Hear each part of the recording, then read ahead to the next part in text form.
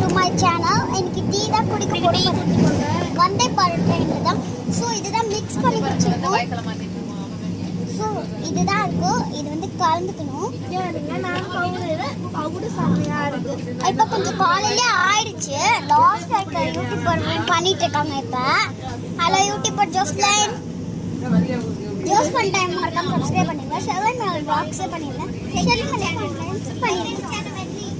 Second channel Joy gaming பண்ணிருந்தேன். So பார்த்தீங்கன்னா இப்போ நாங்கள் எல்லாரும் வந்து டீயை கலந்துட்டோம். ஸோ பார்த்தீங்கன்னா பிஸ்கெட் வேற ஏறி உட்காந்து தந்துட்டாங்க. பார்த்தா ஒரு பிளேட்டை தந்துருந்தாங்க.